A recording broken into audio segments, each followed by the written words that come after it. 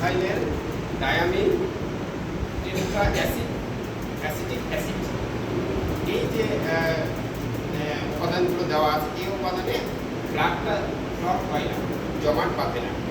তারপরে ব্লাড কালেকশনের জন্য এই যে গ্লভস লাগবে,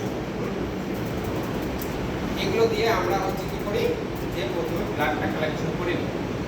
কালেকশন করার পরে আমরা হচ্ছে ব্লাড গ্রুপিং করি। ব্লাড গ্রুপিংয়ের জন্য ব্লাড স্লাইড লাগবে, A anti anti B anti D একটা স্লাইড লাগবে।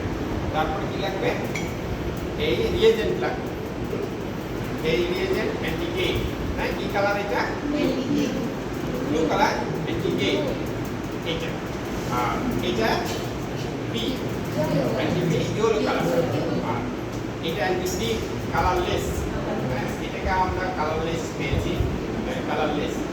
এটা ফ্রিজে 2 থেকে 8 ডিগ্রি সেন্টিগ্রেড তাপমাত্রায় থাকবে। আমরা ফ্রিজ থেকে নিয়ে এসে সঙ্গে সঙ্গে ব্লাড গ্রুপ করতে পারবো না, এটা রুম টেম্পারেচারে রাখতে হবে কিছু, তারপরে এই আমরা ব্লাড গ্রুপটা করতে পারবো। ঠিক আছে, এই ইকুইপমেন্টগুলো পরে সবারই আছে, থাকবে।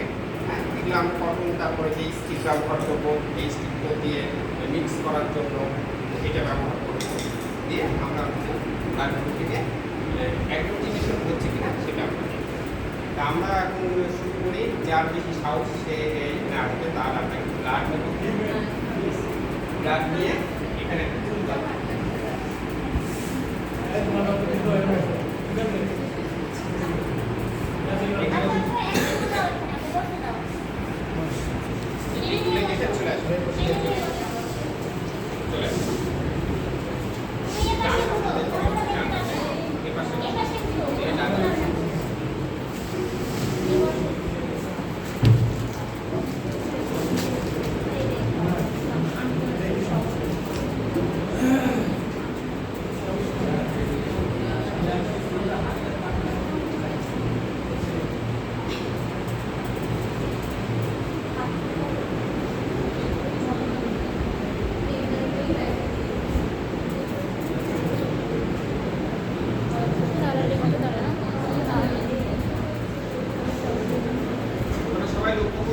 আমরা ইউনিটটা বেঁধে নিচ্ছি।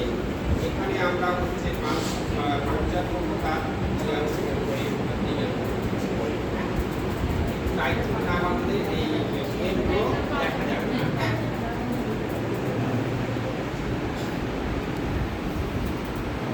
তাহলে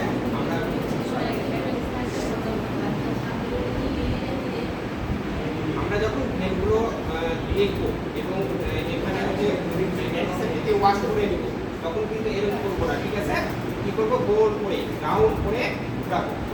এই যে রাউন্ড করে এভাবে ঘুরালে আস্তে আস্তে ভেনগুলো দেখা যাবে, অনুভব করা যাবে। ঠিক আছে,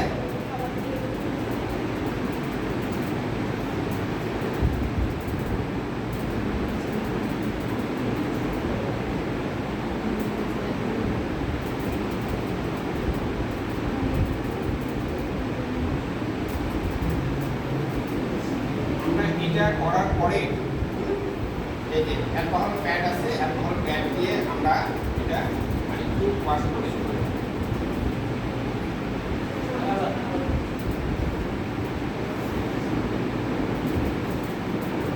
রাউন্ড হবে, হ্যাঁ